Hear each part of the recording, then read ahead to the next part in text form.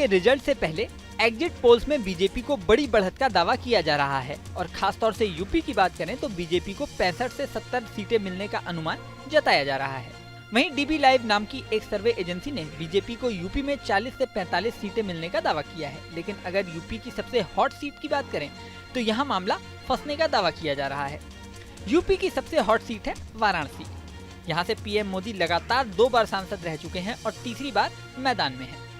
ज्यादातर राजनीतिक एक्सपर्ट्स दावा कर रहे हैं कि पीएम मोदी आसानी से जीत जाएंगे, लेकिन कुछ मीडिया रिपोर्ट्स में यहाँ मामला फंसने के संकेत दिए गए हैं। दरअसल पीएम मोदी की इस सीट पर इस बार कुछ खास समीकरण फंस गए हैं। साल 2019 में पीएम मोदी को 6,74,664 वोट मिले थे। दूसरे नंबर पर सपा की शालिनी यादव थी, उन्हें 1,95,159 वोट मिले थे।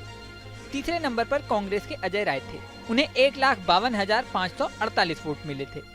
यानी बीजेपी के बाद दूसरे नंबर पर सपा और तीसरे नंबर पर कांग्रेस थी। इस बार दोनों पार्टियां एक साथ चुनाव लड़ रही हैं। वाराणसी में अजय राय INDIA गठबंधन के उम्मीदवार हैं, वह कांग्रेस के वरिष्ठ नेता हैं। अब ऐसी स्थिति में सपा और कांग्रेस दोनों को ही वोट उन्हें मिलेंगे।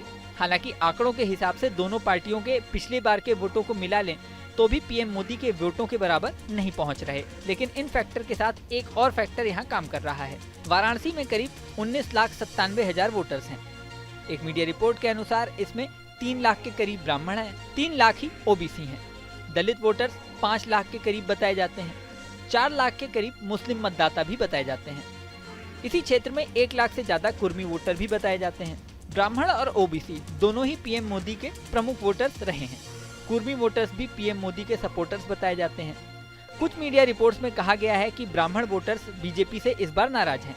ऐसे में अगर उनका वोट बैंक कटता है तो वह अजय राय के साथ जा सकता है। ऐसे में मामला फंस सकता है। अजय राय के साथ एक फैक्टर और है। अजय राय साल 2009 से वाराणसी से लगातार चुनाव लड़ रहे हैं। वो एक बार भी नहीं जीते हैं, लेकिन दावा किया जा रहा है कि इतने सालों में उन्होंने जनता के बीच अच्छी खासी पैठ बना ली है। अजय राय लोकल व्यक्ति हैं। वह साल 2009 से लेकर अब तक लगभग हर बार चुनाव लड़ते रहे हैं।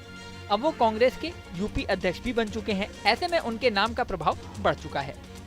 वहीं डीबी लाइव के सर्वे के बाद वाराणसी को लेकर चर्चा तेज हो गई है। डीबी लाइव नाम की एजेंसी ने इलेक्शन को लेकर जो एग्जिट पोल जारी किए हैं उसमें यूपी में INDIA गठबंधन को 35 के करीब सीटें मिलने का दावा किया जा रहा है। ऐसे में वाराणसी को लेकर चर्चा तेज हो गई है। हालांकि अब सही स्थिति क्या है ये तो 4 जून को ही पता चलेगा। इस वीडियो में फिलहाल इतना ही, लेकिन जानने से पहले सबसे जरूरी बात, हमारे चैनल न्यूज नेशन को आपने सब्सक्राइब नहीं किया है तो सब्सक्राइब कर लें। इसी के साथ स्क्रीन पर दिख रहा बेल आइकन प्रेस कर दें, जिससे हमारे नए वीडियोस की नोटिफिकेशन आपको मिलती रहे। मिलते हैं नेक्स्ट वीडियो में, बने रहें न्यूज नेशन के साथ।